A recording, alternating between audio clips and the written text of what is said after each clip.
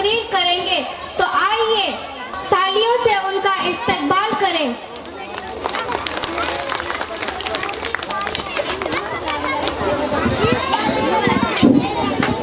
السلام علیکم ورحمۃ اللہ وبرکاتہ۔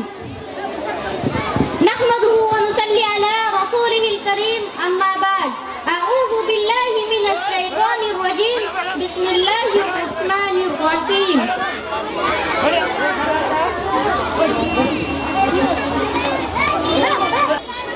اقرأ باسم ربك الذي خلق، خلق الانسان من علق، اقرأ وربك الاکرم الذي علم بالقلم۔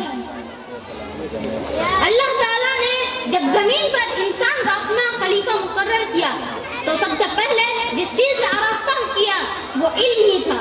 جب آپ صلی اللہ علیہ وسلم کو نبوت سے سرفراز کیا گیا، پیارے بھائیوں اور دوستو، میں آپ سے ایک سوال کرتا ہوں کہ بتائیے دنیا میں سب سے بڑا کنجوس بخیل کون ہے؟ بتائیے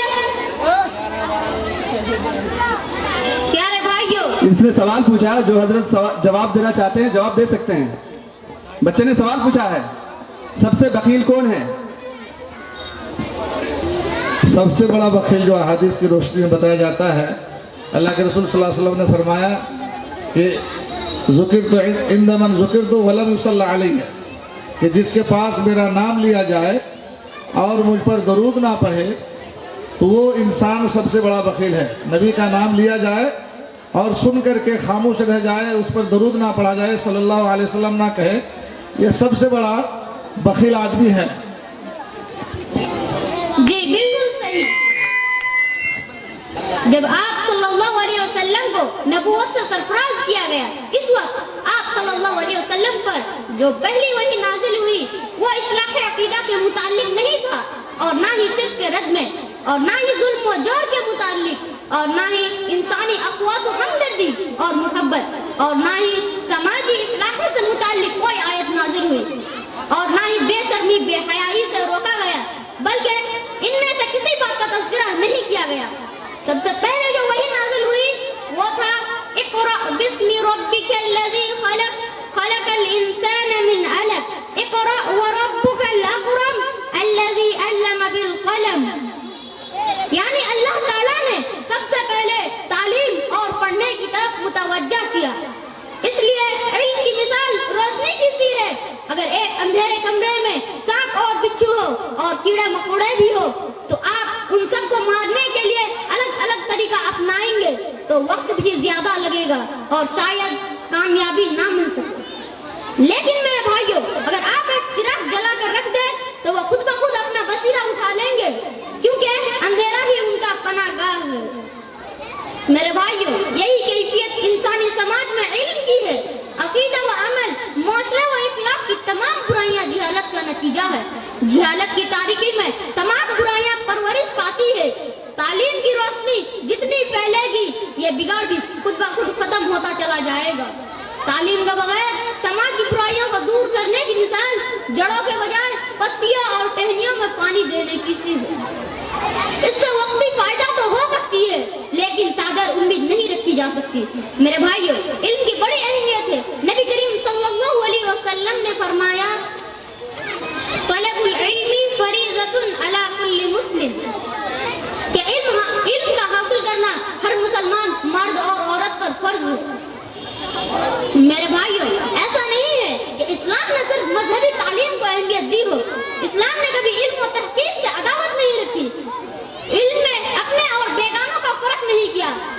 علم میں آپ صلی اللہ علیہ وسلم نے کبھی دوست اور دشمن میں فرق نہیں کیا۔ اگر علم کی اہمیت کا پتہ لگانا ہے تو غزوہ بدر میں گرفت ہو کر آنے والوں مشرکین سے پوچھو، جو مشرکین گرفت ہو کر آئے تھے۔ گویا کہ اس بات کا دلیل ہے کہ تعلیم کا حاصل کرنا ہر حال میں ضروری ہے، چاہے پیٹ کاٹنی پڑے یا کوئی بھی قربانی دینی پڑے۔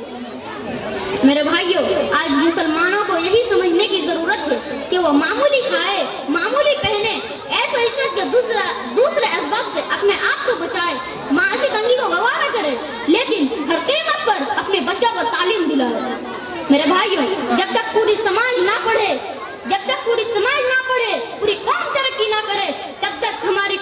तरक्की नहीं कर सकता, यकीनन वो समाज अधूरी और नातमाम होगी। मेरे भाइयों,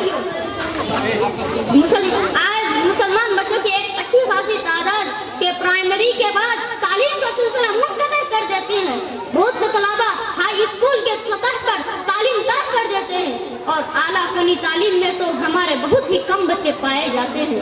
ये निहायत ही अफसोसनाक बात है।